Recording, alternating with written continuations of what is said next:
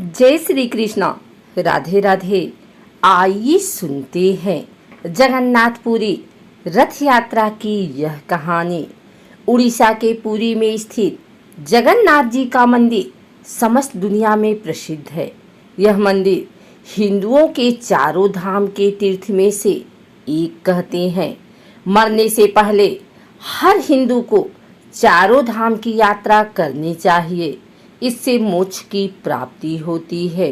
जगन्नाथपुरी में भगवान विष्णु के अवतार कृष्ण का मंदिर है, जो बहुत विशाल और कई सालों पुराना है। इस मंदिर में लाखों भक्त हर साल दर्शन के लिए जाते हैं। इस जगह का एक मुख्य आकर्षण जगन्नाथपुरी की रथ यात्रा भी है। यह रथ यात्रा किसी त्योहार से कम नहीं होती है। इसे पुरी के अलावा देश व विदेश के कई हिस्सों में भी निकाली जाती है। आइए सुनते हैं जगन्नाथपुरी रथ यात्रा की यह कहानी। जगन्नाथ जी का रथ यात्रा हर साल आषाढ़ माह जुलाई महीने के शुक्ल पक्ष के दूसरे दिन निकाली जाती है। इस साले 20 जून 2023 दिन मंगलवार को निकाली जाएगी। रथ यात्रा का महोत्सव 10 दिन का होता है, जो शुक्ल पक्ष की 11 के दिन समाप्त होता है। इस दौरान पुरी में लाखों की संख्या में लोग पहुंचते हैं और इस महा आयोजन का हिस्सा बनते हैं। इस दिन भगवान कृष्ण, उनके भाई बलराम व बहन सुभद्रा को रथों में बैठाकर गुड़ीचा मंदिर तक ले जाया जाता है। तीनों रथों को भव्य रूप से सजाया जाता है, जिसकी तैयारी महीनों पहले से शुरू हो जाती है। इस यात्रा से जुड़ी बहुत सी कथाएं हैं, जिसके कारण इस महोत्सव का आयोजन होता है। कुछ कथाएं मैं आपसे शेयर कर रही हूँ। कुछ लोगों का मानना है कि कृष्ण की बहन सुभद्रा अपने मायके आती हैं और अपने भाइयों से नगर भ्रमण करने की इच्छा व्यक्त करती हैं। तब कृष्ण बलराम सुभद्रा के साथ रथ में सवार होकर नगर घूमने जाते हैं। इसी के बाद से रथ यात्रा का पर्व शुरू होता है। इसके अलावा कहते हैं गुड़ीचा मंदिर में स्थित देवी कृष्ण की मासी हैं, जो तीनों को अपने घर आने का निमंत्रण देती हैं। श्री कृष्ण बलराम सुभद्रा के साथ अपने मासी के घर 10 दिन के लिए रहने जाते हैं। श्री कृष्ण के मामा कंस उन्हें मथुरा बुलाते हैं। इसके लिए कंस गोकुल में सारथी के साथ रथ भिजवाता है। कृष्ण अपने भाई बहन के साथ रथ में सवार होकर मथुरा जाते हैं, जिसके बाद से रथ यात्रा पर्व की शुरुआत हुई। कुछ लोगों का मानना है कि इस दिन श्री कृष्ण कंस का वध करके बलराम के साथ अपनी प्रजा को दर्शन देने के लिए बलराम के साथ मथुरा में रथ यात्रा करते हैं। कृष्ण की रानियां माता रोहिणी से उनकी रास लीला सुनाने को कहती हैं।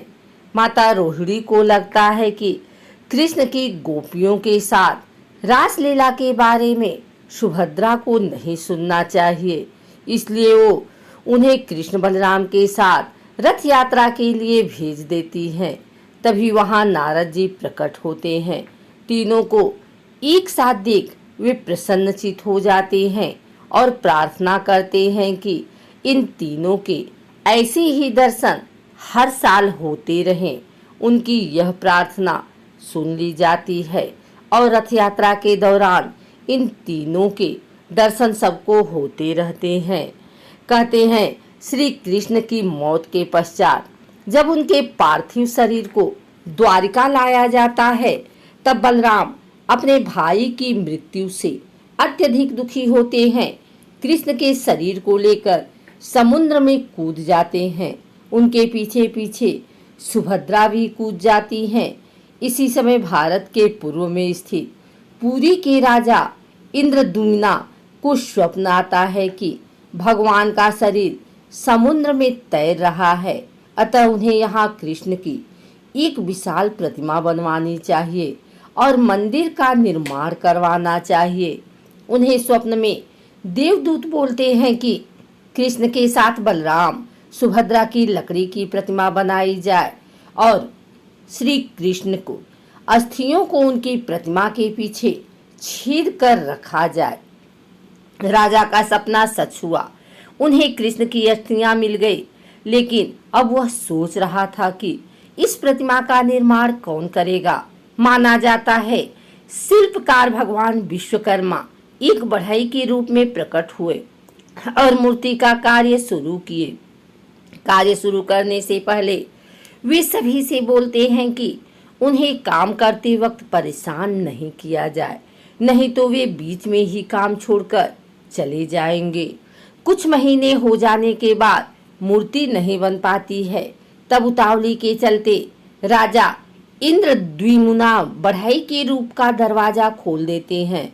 ऐसा होते ही भगवान विश्वकर्मा गायब हो जाते हैं। मूर्ति उस समय पूरी नहीं बन पाती है, लेकिन राजा ऐसे ही मूर्ति को स्थापित कर देते हैं।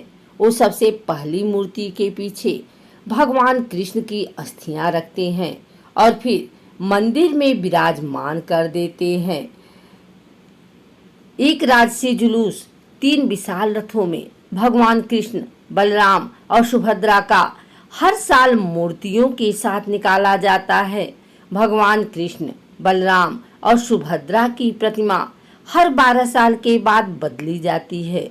जो नई प्रतिमा रहती है वह भी पूरी बनी हुई नहीं रहती है। जगन्नाथपुरी का यह मंदिर इकलौता ऐसा मंदिर है जहाँ 3 भाई बहन की प्रतिमा एक साथ है और उनकी पूजा अर्चना की जाती है। जगन्नाथपुरी के रथ का निर्माण अक्षय तृतीया के दिन से शुरू हो जाता है। इसे जिस रस्सी से खींचते हैं उसे स्वर्ण चूड़ा नागनी कहते हैं। इन रथों को हजारों लोग मिलकर खींचते हैं। सभी लोग एक बार इस रथ को खींचना चाहते हैं, क्योंकि इससे उन्हें लगता है कि उनकी सारी मनोकामना पूरी होती है। यही वो समय होता है जब जगन्नाथ जी को करीब से देखा जा सकता है। रथ यात्रा गुड़िया मंदिर पहुंचती है। अगले दिन तीनों प्रतिमा को मंदिर में स्थापित किया जाता है। फिर एकादशी के वहीं रहते हैं।